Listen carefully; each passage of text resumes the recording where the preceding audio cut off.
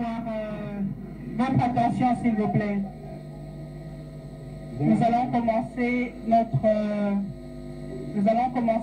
la communication, le point de presse avec le président de la CENI. Nous aurons premièrement la communication du président de la CENI, suivie de questions et réponses.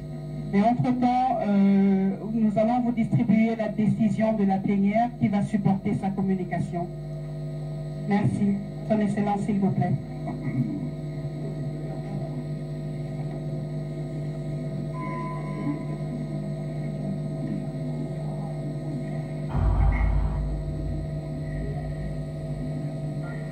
Mesdames et messieurs, chers amis de la presse, je sais que ce point de presse est très attendu par nos concitoyens. Je peux les rassurer d'entrée de jeu que je ne dirai rien qui soit de nature à compromettre l'élan démocratique dans lequel tous nous sommes engagés. Je voudrais ainsi préciser que le processus électoral se poursuit et que nous avons bel et bien entamé le dernier virage vers les élections présidentielles, législatives, nationales et provinciales. Avant de poursuivre mon propos, je tiens à remercier, au nom de la plénière de la CENI, toutes les parties prenantes qui ont contribué à mener le processus électoral de notre pays où nous en sommes aujourd'hui. Nous avons fait un long chemin. Je n'oublie pas la presse, chers amis, toujours professionnelle, dont le rôle a été particulièrement apprécié dans la livraison d'informations vraies et authentiques, dans un univers inondé par les fake news. J'ai également une pensée particulière pour nos compatriotes électeurs qui, non seulement se sont mobilisés pour se faire inscrire sur les listes électorales, mais aussi demeurent mobilisés pour exercer leur droit de vote et pouvoir déterminer par ces derniers l'avenir de notre pays. Je ne peux non plus oublier les candidats qui non seulement se sont jetés à l'eau, mais ont également démontré par leur engagement dans la campagne électorale en cours leur attachement au bon couronnement de ce processus électoral.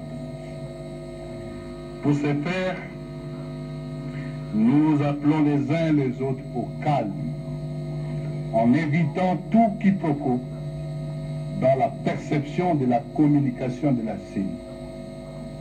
Ceci dit, je m'en vais vous livrer les dernières évolutions du processus électoral depuis mon dernier point de presse du 13 décembre dernier. Il vous souviendra que lors du dit point de presse, j'avais fait état d'une évaluation préliminaire qui présentait les pertes de matériel calciné. Armé de sa détermination à conduire le processus à bon port conformément à son calendrier, la Commission électorale nationale indépendante avait, à la suite de cette évaluation préliminaire, rassuré quant à la poursuite du processus électoral.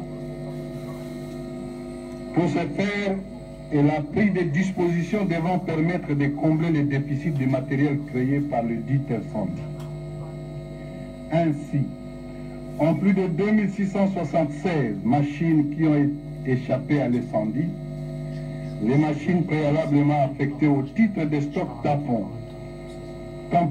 des entités administratives ont été ramenées des provinces vers Kinshasa. Problème tout de même. Ces stocks tampons ne contenaient pas de bulletins de vote. Il a donc fallu en commander auprès du fournisseur en Corée du Sud. Ainsi, 5 millions de bulletins de vote ont été commandés, dont un premier lot de 1 million sont arrivés à Kinshasa le mercredi 19 décembre 2018, alors que le dernier lot ne peut arriver qu'au soir du samedi 22 décembre 2018.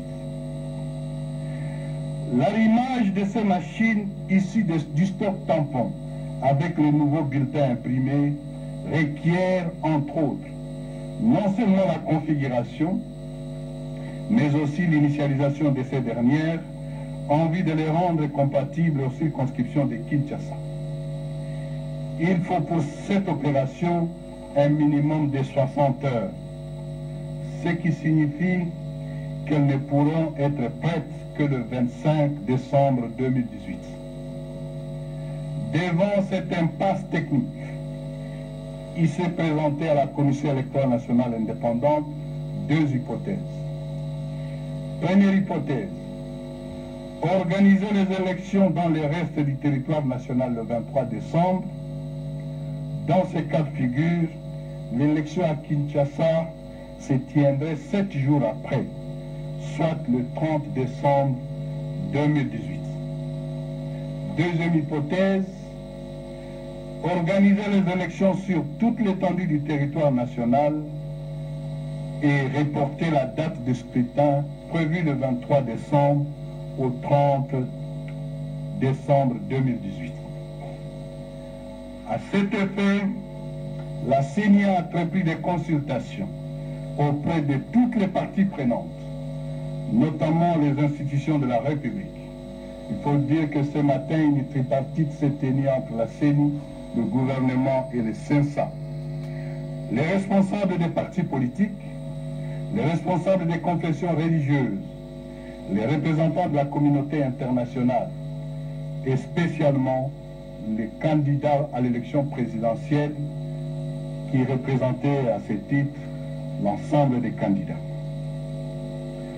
Forte des contributions constructives des parties prenantes et étant donné le fait qu'on ne peut organiser les élections générales directes sans la province de Kinshasa et sans les électeurs quinois, soit 10% de l'électorat national, la deuxième hypothèse de l'inclusion de Kinshasa a prévalu sur celle de son exclusion.